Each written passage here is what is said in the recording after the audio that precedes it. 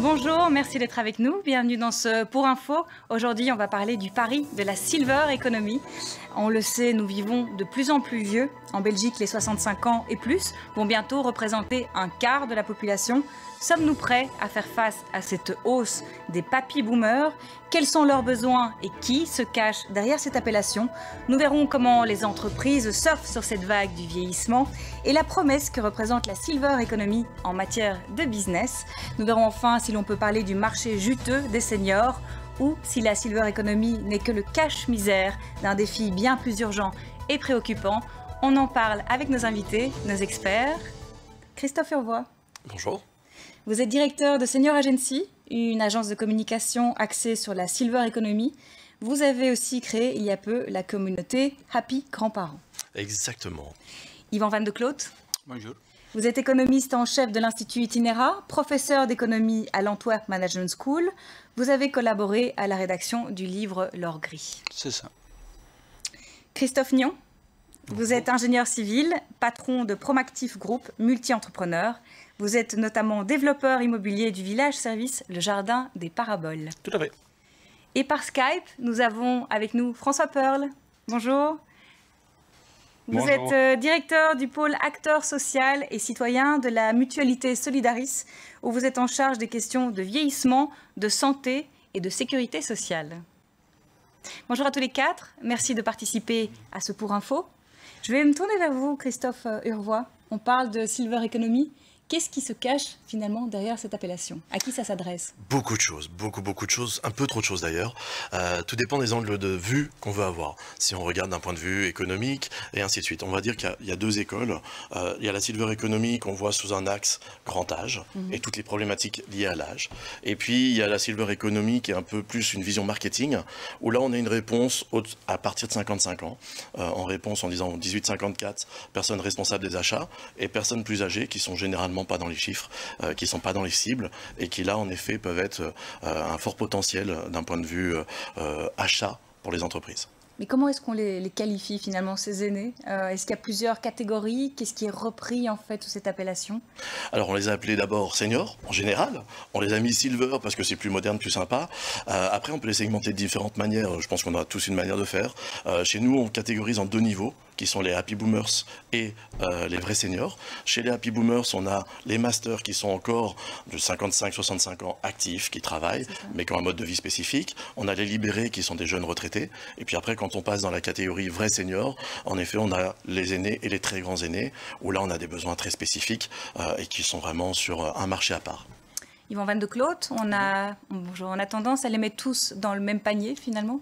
Et ça, c'est un grand problème. On ne peut plus traiter les seniors d'aujourd'hui comme on l'a fait il y a 20, 30, 40 ans. C'est une génération complètement différente que la génération de la guerre, par exemple.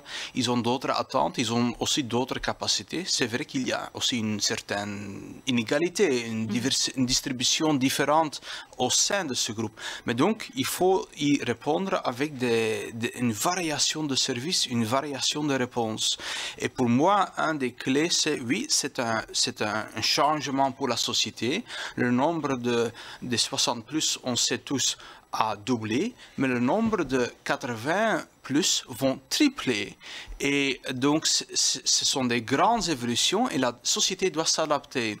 Et s'adapter, ça veut aussi dire quand un quart est né, il y aura des activités économiques pour répondre aux besoins de ces gens-là. Et pour moi, il faut changer de paradigme. On a toujours tendance de regarder à ce groupe-là comme ce sont des gens en dépendance. C'est faux. Il y a une grande variation au sein de ce groupe entre l'âge de pension et l'âge de dépendance. Il y a facilement en moyenne 20 ans. En termes d'autonomie, donc en termes de au lieu d'avoir deux pôles, un pôle classique, c'est-à-dire le pôle A, c'est l'autonomie totale de l'individu vis-à-vis, il y a la dépendance totale. Entre ces deux pôles, il y a tout un spectre, tout un continuum, et il faut aussi avoir des réponses et des activités complètement adaptées à ce spectre.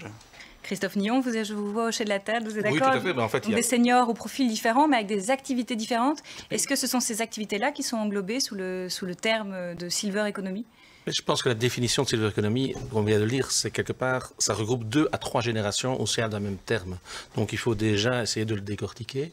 Et moi, à titre personnel, dans le cadre de nos activités, je suis plutôt partisan d'une autre type de définition qui est plutôt que le mot économie qui est stigmatisant. Il est clair qu'il y a un potentiel économique, on ne va certainement pas le nier, mais je préfère pouvoir dire, pour essayer de décloisonner, un développement silver. Ça donne beaucoup plus de sens par rapport à des développements de la personne, des développements psychologiques, développement économique évidemment, développement humain. Donc il y a toute une série de déclinaisons que l'on peut mettre au sein de ces différentes générations pour pouvoir la définir différemment. Et donc je préfère que l'on parle de développement silver que de silver économie qui stigmatise de trop. C'est ça. François Pearl, de votre côté, comment est-ce que vous décririez en fait cette catégorie d'âge, la catégorie des seniors oui. C'est une catégorie d'âge qui est de plus en plus difficile à cerner parce qu'elle recoupe effectivement des réalités qui sont très différentes. C'est-à-dire qu'on a eu pendant très longtemps tendance à considérer que les seniors l'âge senior commençait à la pension. Or, on se rend compte maintenant qu'ils commencent plus tôt, notamment en raison de la dégradation de la situation de santé, du vieillissement de la force de travail. Et donc, on a des gens qui sont déjà en dehors du marché du travail et commencent entre guillemets, leur vieillesse vers 55 ans. Et par ailleurs, à l'autre bout de la chaîne, on a effectivement un vieillissement de la population qui fait que on vit de plus en plus longtemps. Donc, on a eu effectivement la création de catégories d'âge beaucoup plus complexes qu'auparavant, où il y a 40 ans, dans l'industrie des services, on prenait sa pension et avec une espérance de vie en bonne santé, voire une espérance de vie tout court assez courte. Là, maintenant, on a vraiment, comme il a déjà été dit, des situations qui sont très, très différentes. Et c'est clair qu'à la fois pour les pouvoirs publics et pour le secteur économique, ce sont des défis et des opportunités qui peuvent être prises de manière très différente. La pyramide des âges s'inverse. Nous vivons de plus en plus vieux. Vous aviez envie de réagir, Christophe Leroy? Oui, je voulais juste compléter. Un des éléments aussi qu'on voit et qui est complètement une évolution, puisque nous on a la chance d'avoir un retour sur 25 ans, puisque l'agence existe depuis 25 ans. Avant, on parlait de 13 générations. Maintenant, on est plutôt sur des momentum. Il y a notamment 3 momentum qui sont la retraite, qui sont la grand-parentalité et qui sont le vieillissement en tant que tel. Et ces 3 momentum sont des momentum d'un point de vue économique, puisque c'est le sujet, qui permettent de travailler et de travailler à des besoins spécifiques. Le besoin de « je vais bientôt prendre la retraite », où je suis jeune retraité, donc changement de vie et adaptation à ce changement de vie. Grand-parentalité, même principe. Et puis vieillissement, et là je rejoins tout à fait Christophe, où on a quelque chose qui ne se fait pas du jour au lendemain, mais qui est une évolution. Et c'est ce qu'on disait, c'est quelque chose qui doit être préparé. C'est pas du jour au lendemain, on a passé l'âge de 75 ans, et hop, ça y est, on est dans la catégorie vieux. C'est quelque chose qui se fait au fur et à mesure, et les besoins doivent répondre à ce niveau-là, d'où l'importance de bien structurer aussi ces éléments, et pas forcément en fonction de l'âge. C'est la problématique qu'on a clairement pour pouvoir catégoriser ces seniors, quoi. Par exemple, par rapport à l'autonomie, vous voulez dire L'autonomie est un bon exemple. L'autonomie, on ne la perd pas du jour au lendemain. On a au fur et à mesure des éléments, des pertes, et puis on prend des décisions, et puis on va avoir les référents qui sont peut-être les plus jeunes, généralement d'ailleurs les enfants, qui sont eux-mêmes des jeunes seniors, qui vont dire, bah tiens, peut-être que ça serait le moment aussi de prendre telle ou telle orientation. Donc c'est quelque chose qui se fait avec le temps, et pas du jour au lendemain. Et donc là, c'est la problématique souvent qu'on a quand on aborde ce sujet qui est très vaste, qui est de dire, ok, c'est où le point de départ ? Et comment est-ce qu'on peut les catégoriser et surtout comment on peut les représenter. Et ça, c'est l'autre problématique qu'on a sur le marché des seniors, enfin des silver, on va plutôt reprendre ce terme, c'est comment on les imagine. Et souvent, on vieillit le trait plutôt que de le voir tel qu'il est, et encore pire, ce qu'on appelle l'âge cognitif comme eux se voient. Généralement, nous, on les voit avec 15 ans de plus, et on dit, ouais, c'est bon, c'est un vieux grabataire, alors qu'en fait, eux se voient 15 ans plus jeunes, et eux-mêmes vont regarder leurs amis en disant, mais ils sont vraiment cons, ceux-là, hein. Ils font vraiment des trucs à côté, ça c'est vraiment des trucs de vieux. Alors que voilà, et donc c'est super important, et aujourd'hui on a un vrai problème sociétal, où on est dans une société qui vise le jeunisme, et forcément par rapport à ça, bah, quand on parle senior, on le représente avec le vieux cliché, comme vous disiez, d'il y a 25-30 ans, où on découvrait ce que c'était que la retraite, on découvrait ce que c'était que vieillir, on découvrait ce que c'était que des résidences-services, et ainsi de suite. Aujourd'hui on a un vrai recul, et la réalité c'est que bah, la nouvelle génération qui arrive, les baby boomers, le gros de la troupe, bah, eux sont totalement différents et appréhendent cette seniorité. Un bon repas, ça nous rapproche vraiment tous. D'ailleurs, cette semaine chez Lidl, 500 grammes de dés de filet de poulet plus 300 grammes gratuits pour seulement 4,99 €. Lidl, pour tous ceux qui comptent. Waouh!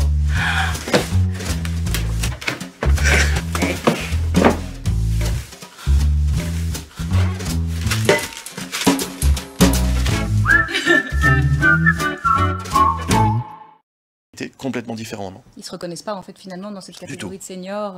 Ouais, on fait souvent des tests. Images qu'elles véhiculent, et par rapport aussi au vieillissement, est-ce que on est prêt ou les entreprises sont-elles prêtes justement à s'adapter aussi à ce vieillissement de la population? Il est essentiel qu'on change de paradigme, c'est-à-dire il faut se rendre compte que ces gens veulent prendre des décisions sur leur vie. C'est pas parce qu'ils ont un certain âge qu'ils ne sont plus maîtres de soi-même. Et on a toujours tendance de centraliser, de bureaucratiser, d'avoir une offre unidimensionnelle, tandis qu'il y a tant de grandes différenciations et variations. Et donc, il faut faciliter ça, qu'ils puissent prendre des décisions sur leur propre vie, qu'on a un accès à l'information, qu'il y a l'accompagnement, mais donc pas une obsession sur l'âge en tel. Il y a plutôt la dimension qui compte, c'est plutôt quelle est la dépendance. Et la dépendance, comme a été dit, n'est pas une rupture souvent, c'est une évolution graduelle. Et donc il faut avoir surtout un respect pour l'individu et son autonomie. Est-ce que Christophe Nyon, est-ce que finalement la silver economy tient compte de cette dépendance et est-ce que son objectif n'est finalement pas de prolonger l'autonomie des personnes âgées? Si vous le prenez sous le spectre de la troisième catégorie qui est le vieillissement, probablement que oui. Mais à partir du moment où on respecte les définitions pour lesquelles je ne suis pas d'accord, mais enfin, à partir de 50 ans, je vais avoir 50 ans sous très peu, je ne me sens pas, et comme tu le dis, à mon avis, je me sens plus pour 35 que 50. Mais donc, je crois qu'il faut regarder vraiment les échéances, les évolutions personnelles, et que l'on considère les personnes comme des personnes qui avancent en âge, et sans mettre une catégorie à un âge précis. On avance tous en âge, et puis c'est à ce moment-là qu'on évolue. Et donc, il n'y a pas que l'aspect de l'autonomie, il y a les aspects des voyages, il y a les aspects de l'immobilier, il y a les aspects de l'hébergement, il y a les aspects des clubs. Il y a toute une série d'aspects qui sont complètement indépendants ou pré-dépendants de la partie vieillissement qui arrivera un jour, inéluctablement, mais pas nécessairement en perte d'autonomie non plus, avec des facilités ou des besoins de complément d'autonomie, mais pas nécessairement une perte non plus. Il ne faut pas stigmatiser la personne qui vieillit. On touche énormément du coup de secteurs, on en parlera durant la deuxième partie. Monsieur Pearl, vous souhaitiez réagir? Oui, je pense qu'il ne faut pas non plus... on peut regarder évidemment la question uniquement sous l'angle économique et sous l'angle du marché économique. Et effectivement, de ce point de vue, la silver economy est sans doute quelque chose de très intéressant parce que c'est assez dans l'air du temps. Les entreprises, plutôt les produits financiers ont tendance à se désinvestir des énergies fossiles, par exemple, et de chercher d'autres opportunités d'affaires. Et c'est clair que de ce point de vue-là, en termes de finances éthiques, la santé et l'économie du vieillissement, c'est des produits assez attractifs. Maintenant, sur un plan beaucoup plus global, c'est avant tout une grosse charge pour la société. Pourquoi? Parce que le vieillissement de la population induit des pertes d'autonomie de plus en plus fréquentes. La population qui est en perte d'autonomie augmente puisque forcément son âge augmente. Ça révèle aussi des manières de vieillir qui sont très différentes. Pourquoi? Parce que déjà, quand vous prenez l'espérance de vie en Belgique, vous avez des écarts de 7 à 8 ans selon les régions et selon les professions. Et donc, il y a toute une série de réalités qu'une approche un peu trop marketing de la silver economy ne permet pas de percevoir. C'est ça. Et en fait, il faut voir effectivement le problème du vieillissement comme un problème et comme une opportunité aussi, mais effectivement comme un problème au départ. On va parler des opportunités business surtout en deuxième partie. On va faire une courte pause. On se retrouve juste après.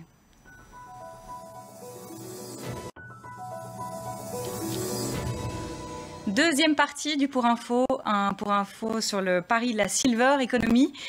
Le boom des papy boomers va bouleverser nos économies. On parle d'une société du vieillissement où l'on passe un tiers de sa vie à la retraite. Quelles opportunités ce boom des aînés représente pour notre économie, Yvan Van de Cloot? Oui, je pense que c'est évident que quand on focalise sur l'autonomie de la personne, il faut faciliter cette autonomie. Mais il y a beaucoup d'opportunités. Et là, dans ces opportunités, il faut surtout aussi parler de la technologie. Il y a des technologies assistives, comme on les appelle. Et on a tous des images immédiates du Japon, par exemple. Un pays Vous avez des exemples qui est encore beaucoup plus avancé dans cette évolution. Des exemples, par exemple? Oui, mais il y a donc... quand on se rend compte que... quand on pense de la dépendance, il faut, dans les maisons de repos, il faut aider les gens de se laver et tout ça, mais c'est lourd pour une infirmière. Mais quand il y a des robots qui peuvent assister, alors il y a plus d'autonomie aussi pour la personne et moins de... Donc il y a maintenant déjà des grandes pénuries de main-d'œuvre, d'infirmières, des problèmes d'offres et d'avoir la capacité des infirmières, mais quand il y a des outils technologiques qui peuvent assister, par exemple, il y a aussi une technologie qui est très connue, une certaine alerte pour la chute, parce que la chute, à un certain âge avancé, ça peut être dangereux, je dirais. Alors, des technologies peuvent assister et peuvent résoudre et même prévenir beaucoup de problèmes. Et la prévention est aussi un sujet très important dans ce domaine-ci. Donc il y a effectivement la robotique en gérontologie, oui, ça, mais finalement c'est des robots ménagers. Déjà, il y a ce désir absolu aussi de vouloir rester le plus longtemps à la maison, de l'autonomie. Mais alors il faut parler des adaptations pour le domicile. La domotique? Oui, et la domotique est pour plusieurs possibilité de rester dans la maison, il faut adapter la maison aussi. Et ça sont des choses qu'on n'a pas connues dans le passé. Vous souhaitez réagir par rapport à la domotique? Je vous voyais oui, réagir. sur la domotique, mais également au niveau des technologies. Je pense que c'est bien la preuve que, en fait, nous avons ce genre de technologie en région wallonne. Par contre, on ne le sait pas nécessairement. Donc, il y a toute une série de sociétés qui font justement ce que vous dites au niveau de l'aide par rapport aux robots ou d'intelligence artificielle qui se mettent en place. Il y a une société extraordinaire à Namur, je ne peux pas le citer, mais ils sont extraordinaires. Et donc, les capteurs, on les a aussi. C'est juste qu'on ne le sait pas nécessairement parce qu'on n'a pas la communication, parce qu'on n'a pas l'éducation par rapport à ça. Et qu'il manque probablement d'un groupement qui va, une sorte de cluster qui pourrait essayer de faire parler du silver développement en région. Juste une petite intervention, ce ne sont pas uniquement des robots qui sont créés en Chine ou ailleurs, non, pas du tout à ici en l'économie l'occurrence, belge. la société Namur, je peux la citer, c'est Homebase, ils ont développé une sorte de tablette qui est une extraordinaire application et grâce à des capteurs de reconnaissance au niveau visuel et au niveau tactile et vocal pour faire tout à la place de la personne, donc donne et la personne aidante et la personne elle-même. Donc c'est une avancée extraordinaire. Donc on a les capteurs de chute, on les a aussi, sauf qu'on n'en parle pas nécessairement. Et pourquoi on n'en parle pas? Parce que peut-être que les sociétés de communication ou les patrons de communication sont le nez dans leur guidon et qu'ils vont avancer dans leur société et faire avancer. Et puis s'ils ont 2 posts sur LinkedIn et 4 personnes qui les aiment, ils en sont contents. Je pense qu'il y a moyen de faire beaucoup mieux et de manière plus... Et ça, c'est clairement, entre autres, le rôle de Christophe. Maintenant, au niveau de la prévention, je suis tout à fait d'accord qu'en fait, et l'autonomie à domicile, c'est le deuxième point de monsieur, il n'y a pas que la domotique, que l'imotique, il y a également les bâtiments au départ qui doivent être adaptés ou adaptables. C'est clair que si vous mettez des marches ou si vous mettez des portes de 80 cm de largeur, vous ne savez pas passer avec votre déambulateur, vous ne savez pas passer avec votre chaise roulante. Et donc, la personne qui a acheté sa maison quand elle a 30 ans, 45 ans, qu'elle a des jeunes enfants ou 20 ans, peu importe, et que si elle veut rester le plus longtemps possible dans sa maison, elle ne sait plus le faire. Et actuellement, ce n'est pas le cas? Les bâtiments ne sont pas adaptés ou pas suffisamment? Les bâtiments, il n'y a pas de normes. Au niveau des bâtiments publics, en tout cas, privés, pardon, il n'y a pas de normes par rapport aux ouvertures de portes internes, il n'y a pas de normes par rapport à des seuils. Il y a évidemment des facilités, il y a toute une série de choses, mais il n'y a pas d'obligation. Mais ça peut avoir un certain coût. Mais moi, je rêve d'avoir des maisons qui puissent avoir des portes de 95 cm pour qu'on puisse passer sans problème, mais à toute étape de sa vie. Quand on se casse une jambe, à quel que soit l'âge, il n'y a pas besoin d'être senior ou grabataire. C'est plus facile de passer quand on est en chaise roulante à 40 ans ou à 35 parce que nous pouvons rester chez soi sans aide externe. D'où l'importance également d'avoir des bâtiments qui sont adaptés ou réfléchis. C'est parfois simplement une réflexion, c'est pas beaucoup plus compliqué. François Perle, finalement, les politiques publiques et les entreprises ne sont pas adaptées à ce vieillissement? Les politiques publiques le sont en partie. C'est-à-dire que, par exemple, il y a eu un gros développement en Wallonie, à Bruxelles et en Flandre aussi des services à domicile. Seulement, voilà, c'est des services qui sont très intensifs en financement public parce qu'ils sont absolument pas rentables et donc intéressent finalement très peu le secteur privé parce que ça demande beaucoup de main-d'œuvre. Quoi qu'on en dise, effectivement, je pense que la robotique peut apporter des choses très intéressantes, mais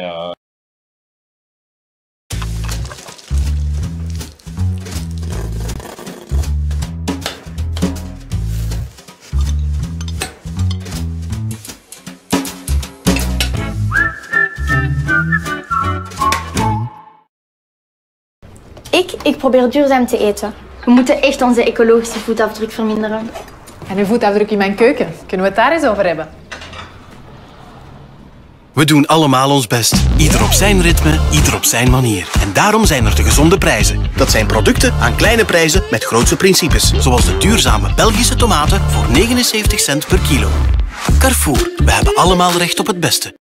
Les soins à domicile devront toujours être réalisés par des infirmières ou des infirmiers. Et donc, ce qu'il faut prendre conscience, c'est que c'est un coût énorme. C'est un coût de vieillissement, c'est plusieurs points de PIB, au moins jusqu'en 2070, notamment d'investissement dans les soins. Et donc, il faut regarder de nouveau le paysage global et voir où intervenir, où est-ce que c'est le mieux d'intervenir. Alors, moi, je suis entièrement d'accord sur ce qui a été dit sur les bâtiments. Je pense qu'on a un problème de normes au niveau de la construction des bâtiments privés encore maintenant. Il faut savoir, on parle encore récemment du boom de l'immobilier des habitations plein pied en Wallonie, tout simplement parce qu'effectivement la plupart des habitations qui sont construites sur plusieurs étages sont totalement inadaptées aux questions de dépendance et aux problèmes de dépendance. Et au fur et à mesure, je l'ai déjà dit, que l'on avance dans ce siècle, on va être confronté avec une population de plus en plus âgée, de plus en plus dépendante. Et donc là, il y a un véritable défi qui est l'adaptation du domicile. Pourquoi l'adaptation du domicile? Parce que le résidentiel, donc les résidences-services, les maisons de repos et de soins n'absorberont jamais suffisamment la population dépendante, et on constate même après le Covid une tendance, je ne vais pas dire au rejet de la maison de repos, au rejet de l'hébergement en résidence pour personnes âgées, mais on a tendance maintenant à voir une diminution de la fréquentation. Il y a des places qui sont de plus en plus libérées, je veux dire, et il y a une sous-utilisation du résidentiel parce que le Covid est passé par là, et que peut-être qu'on va devoir aussi profondément revoir notre approche à la fois du résidentiel et de l'équilibre financier entre ce qu'on investit dans le résidentiel et dans ce qu'on investit dans l'aide à domicile. Donc ça, c'est vraiment une prise en considération qu'il faut faire. Et là, je pense effectivement que la technologie joue un rôle fondamental. On a au niveau de notre mutuelle, mais de toutes les mutuelles, des services de soins à domicile qui sont assez en pointe sur tout ce qui est technologie, prévention des chutes, domotique, etc. C'est quelque chose sur qui on travaille beaucoup. Et c'est clair que les besoins sont gigantesques, mais c'est aussi des technologies qui sont très chères, qu'il faut à un moment donné refacturer à des personnes, et que le pouvoir d'achat des seniors n'est pas réparti de manière très, très, très équitable. Il y a effectivement des gens qui s'en tirent très bien, puis des gens qui arrivent avec une pension moyenne de 1200, 1300 euros qui sert à peine à couvrir toute une série de frais liés soit à l'hébergement résidentiel, soit au maintien à domicile. Vous vouliez réagir? Oui, je vais réagir parce que en fait, c'est assez symptomatique la discussion qu'on vient d'avoir. Parce que quand on parle, la question c'était l'opportunité business de la Silver Eco. Et vous avez vu sur quoi on a dévié. En fait, on a dévié sur des dépenses liées au grand âge et ainsi de suite, au fur et à mesure. Et attention, je complète juste en disant, voilà, en fait, quand on regarde la Silver Eco, c'est beaucoup plus large. C'est des loisirs, c'est des activités, c'est des services. Et certes, c'est des points certainement de PIB au niveau des dépenses, mais c'est aussi des opportunités. Et s'il y a quelque part une forme de désépargnement, on va dire, des seniors, parce qu'ils ont de l'épargne, pour la grande majorité, à ce moment-là, on peut relancer aussi, et on peut réinjecter de l'argent dans l'économie. Aujourd'hui, nous, sur notre communauté de grands-parents, on a testé en disant, tiens, le Covid, quel est l'impact? Et derrière, tous les grands-parents nous ont dit, on sait qu'on va devoir mettre la main au portefeuille pour aider nos enfants et nos petits-enfants. Voilà, donnons-leur le moyen de faire ça. En France, il y a un travail qui est fait sur le viager, dans une réflexion viagère. Utilisons ces outils-là, puisque ça permet de relancer et d'injecter de l'argent dans le système. Aujourd'hui, si vous retirez cette tranche d'âge-là, c'est 55% à peu près des grands distributeurs de toutes marques dans les supermarchés, tout ça. Vous retirez ces gens de la plupart des sociétés, tout le système s'écroule. Aujourd'hui, c'est ça qu'il faut exploiter.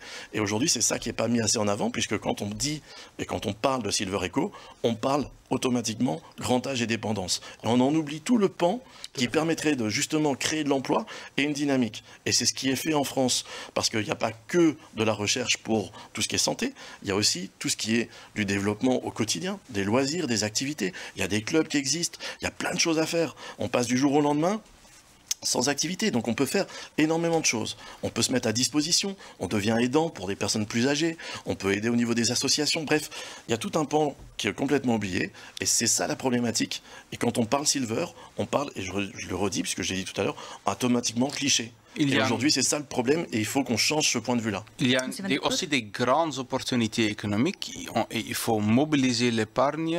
C'est un quart de la population qui aura des désirs, qui aura des besoins. Donc il faut mobiliser la société et l'épargne aussi, parce qu'il y aura aussi beaucoup d'investissements à faire, parce qu'il y aura de nouvelles modes de consommation.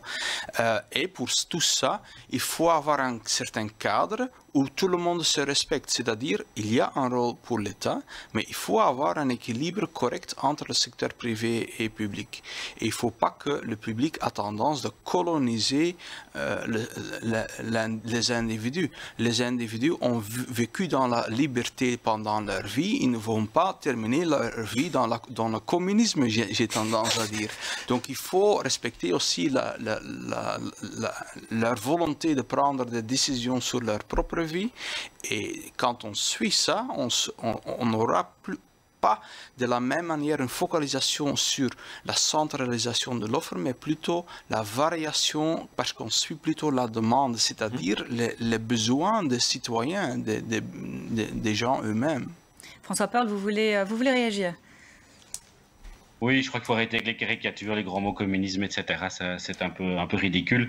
La réalité, c'est qu'effectivement, il y a un marché, indéniablement, il y a des perspectives de développement économique, c'est indéniable aussi, et de croissance, entièrement d'accord avec tout ça. Mais encore une fois, le problème, c'est la payabilité des services. C'est-à-dire qu'on peut discuter de silver economy, mais ça concerne une minorité de la population en âge d'avoir besoin de ces services, c'est tout. Voilà. Alors après, on peut dire que l'État colonise, le débat et tout ça, voilà, c'est des invectives un peu puériles. La réalité, elle est beaucoup plus complexe que ça, c'est-à-dire qu'il y a tout un pan de la population qui effectivement accède à la pension avec un niveau de vie qui permet d'acquérir toute une série de services, y compris les services commerciaux, mais il y a toute une partie de la population qui n'y accepte pas. Et quand on regarde un peu le résidentiel, je crois que c'est un très bon exemple, hein, la pension moyenne en Belgique tourne autour de 1 200 € et le prix moyen en maison de repos tourne autour de 1 500 €. Quand vous avez ça, essayez de vous payer des croisières, ça, c'est la problématique, des voyages, des applications, etc.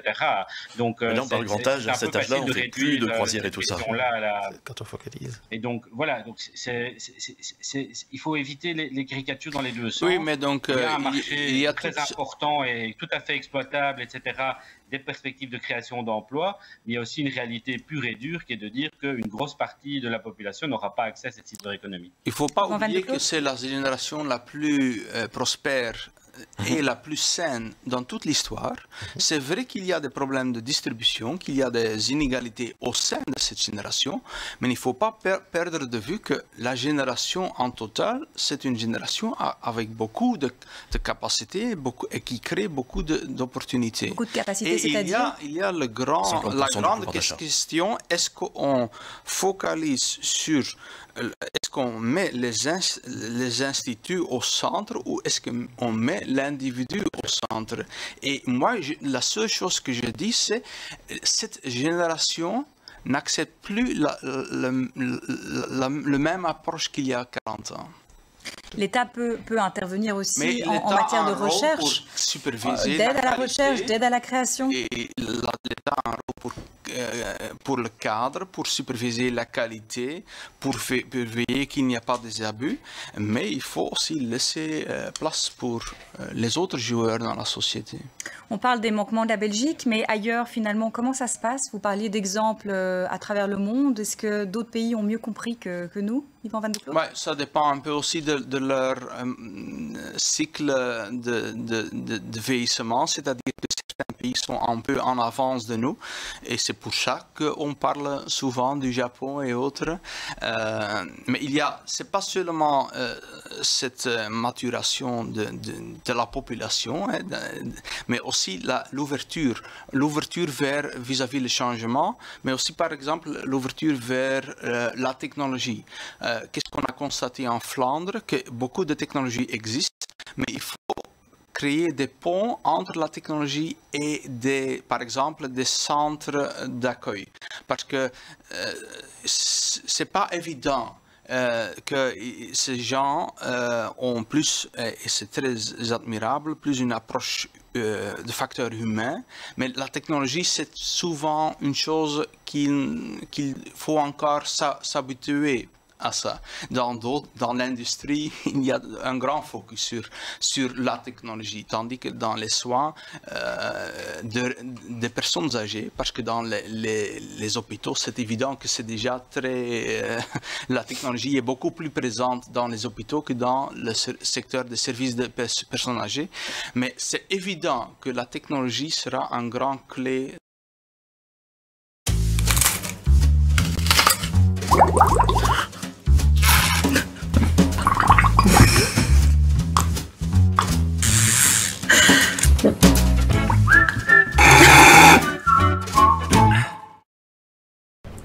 Ik probeer duurzaam te eten. We moeten echt onze ecologische voetafdruk verminderen. En uw voetafdruk in mijn keuken, kunnen we het daar eens over hebben? We doen allemaal ons best. Ieder op zijn ritme, ieder op zijn manier. En daarom zijn er de gezonde prijzen. Dat zijn producten aan kleine prijzen met grootse principes. Zoals de duurzame Belgische tomaten voor 79 cent per kilo. Carrefour, we hebben allemaal recht op het beste. De changement, mais il faut avoir une ouverture et il faut avoir des coordinations pour qu'on passe la connaissance sur les technologies aussi. On va poursuivre ce débat tout de suite. On se retrouve juste après la pause.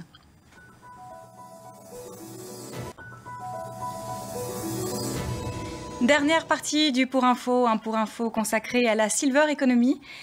Christophe Urvois, vous aviez envie de réagir? Oui, en fait, à nouveau, et je reviens toujours avec le même point, c'est vrai que la Silver Economy, c'est tout un autre marché. On en parlait, il y a la reprise de la retraite, il y a la grand-parentalité, et puis il y a le grand âge. Le grand âge, c'est une chose, et en effet, il y a du développement certainement à faire, et il y a des belles opportunités à ce niveau-là d'un point de vue opportunité de business. À côté de ça, il y a les deux momentum qui sont aussi des opportunités pour des sociétés beaucoup plus généralistes, qui peut-être moins dans le besoin de recherche, mais plutôt dans le besoin de services et qui offrent énormément d'emplois. On l'a vu en France, le développement de la Silver Eco, je crois que c'est 300 000 emplois qui ont été créés en 3-4 ans, justement avec toute une série de services, de départements et ainsi de suite. Mais pour ça, dans quel secteur? Alors on va en avoir dans tous les domaines. Or ça va être les loisirs, ça va être les services au niveau bancaire, assurance et ainsi de suite. On va l'avoir aussi au niveau de l'aménagement des magasins, on va l'avoir aussi en termes de design et de packaging au niveau des produits, tout ce qui est plus simple, Christophe le disait tout à l'heure, tout ce qui est plus simple pour les seniors, l'est aussi pour les plus jeunes, donc c'est bénéfique pour tout le système. Et donc aujourd'hui, c'est juste qu'il faut qu'on change ce prisme de dire les seniors, ça va rendre ma marque ou mon produit ringard, vieillot, et aujourd'hui, il faut plutôt qu'ils le voient de manière positive, et que cette cible, on va l'appeler comme ça, soit vraiment quelque chose d'attractif pour les entreprises et qu'elles se rendent compte qu'aujourd'hui, 50% du pouvoir d'achat est dans leurs mains, qu'aujourd'hui, la plupart de leurs clients sont des seniors, et c'est une réalité, et qu'aujourd'hui, vouloir faire le grand écart et aller séduire des gens de 18 ans quand on a un consommateur qui a 50-55 ans, c'est une aberration. Mais par contre, de pouvoir capitaliser dessus, alors là, il y a une opportunité, parce qu'il y a une épargne qui est à disposition, parce qu'il y a une capacité, justement, et une volonté d'en profiter, et donc, du coup, des opportunités de développement. Et ces opportunités de développement vont pouvoir avoir un impact sur tout le système. Et c'est là où l'État, pour revenir à votre question de tout à l'heure, devrait plus intervenir, plus soutenir les entreprises justement pour qu'il y ait des vrais projets qui soient développés. Et on l'a vu, ça marche en France. Un rapport derrière mise en place d'une vraie Silver Eco, d'une Silver Valley, qui s'est au fur et à mesure détaché de l'État. Donc ça a été cadré, mis en place par l'État, puis ça a pris sa liberté pour pouvoir être maintenant quelque chose qui fonctionne bien. Donc cette Silver Valley existe. C'est ça, et il y a des opportunités, il y a des choses qui sont mises en place. Si je prends un Namur, le BEP développe tout doucement quelque chose, et notamment une première étape.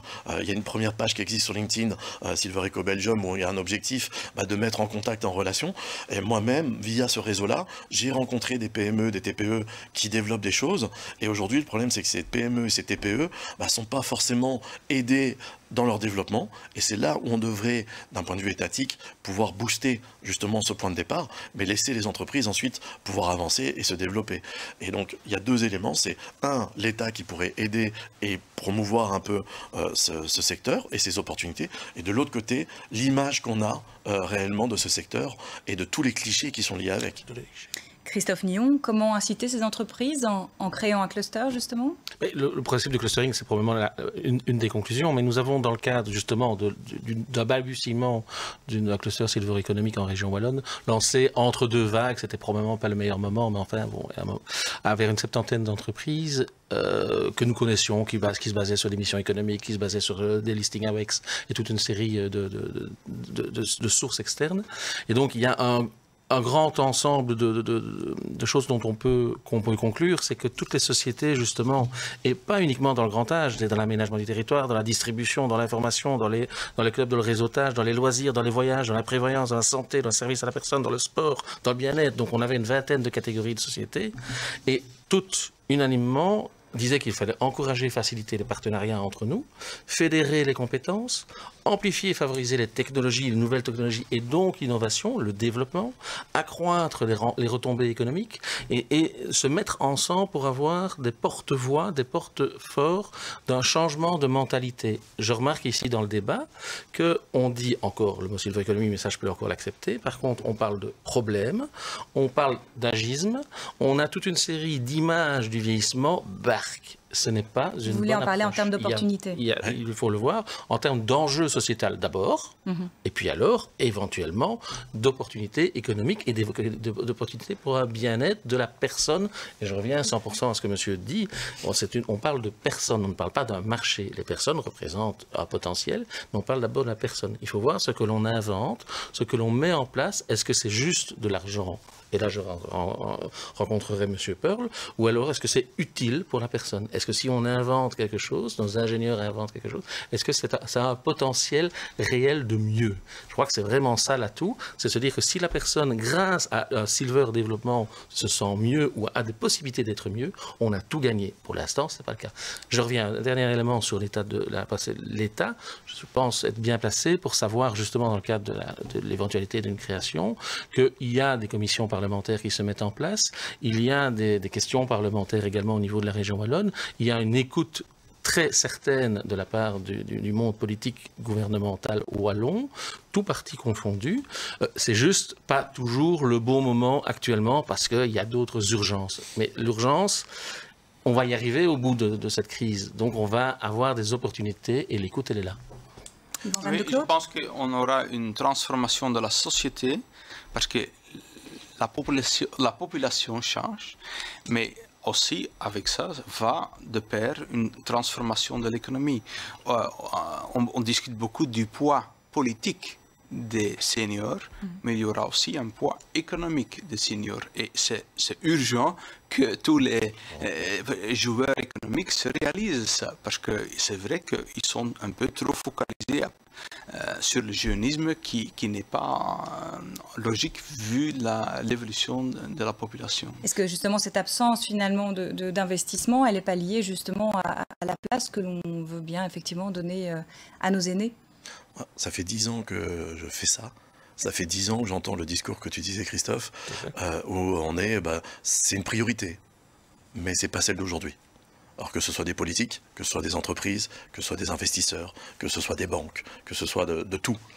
Et en fait, je crois qu'aujourd'hui, il y a une réalité. On peut mettre la tête dans le sable pendant encore des années, va falloir agir.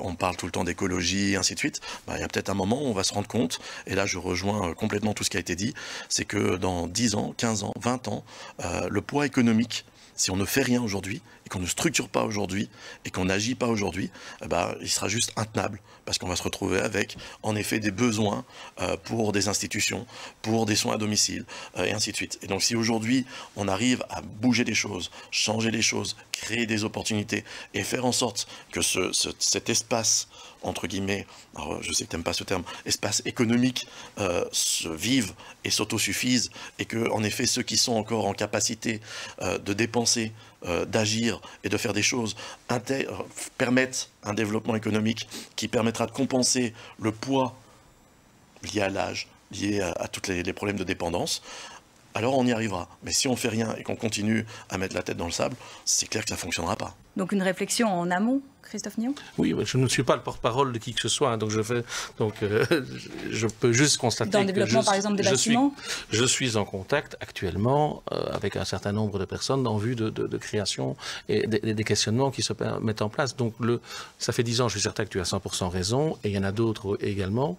Je crois qu'il y a maintenant le momentum y est. Alors, dans la construction des maisons, si vous voulez, on parle de notre projet du Jardin des Paraboles, nous avons mis en place toute une série de ce que nous appelons le développement Silver, avec toutes les réflexions au niveau humain, au niveau sociétal, au niveau évidemment immobilier et à tous les niveaux, pour pouvoir proposer un village de services accessible à toute personne, accessible financièrement, mais accessible au niveau physiquement également, pour pouvoir voir l'évolution et permettre à toute personne de pouvoir se retrouver quel que soit son âge. Donc c'est du multigénérationnel, mais nous avons changé les paradigmes, et monsieur le disait. On a d'abord pensé pour la personne en difficulté, de mobilité par exemple, pour donner un exemple, et puis on s'est dit, si c'est bon pour elle, c'est bon pour tout le monde. Et donc on a changé, on a inversé les réflexions. Ce n'était pas naturel dans la part d'un promotion, d'un développement immobilier. Je remarque qu'on fait quelques émules et je m'en réjouis. Et donc, c'est vraiment essayer de changer les réflexions grâce à des experts, grâce à des contacts à tous les niveaux. Et dans ce cadre-là, nous allons, dans le cadre de la Silver Développement et donc orientation économique, si je peux dire, nous allons proposer aux personnes qui vont habiter de pouvoir faire des tests eux-mêmes, de voir si le BIC qui va être inventé, soi-disant pour des Silver ou pour des seniors, sera vraiment adapté. Et voir si le génie de nos ingénieurs, il y en a évidemment énormément d'ingénieurs qui vont inventer énormément de choses, mais pouvoir le tester. Faire des living labs. Être entourée de couleurs me rend heureuse. Je crée une ambiance qui me ressemble. Mon propre univers, rien qu'à moi. Lévis Ambiance. Vivez vos couleurs.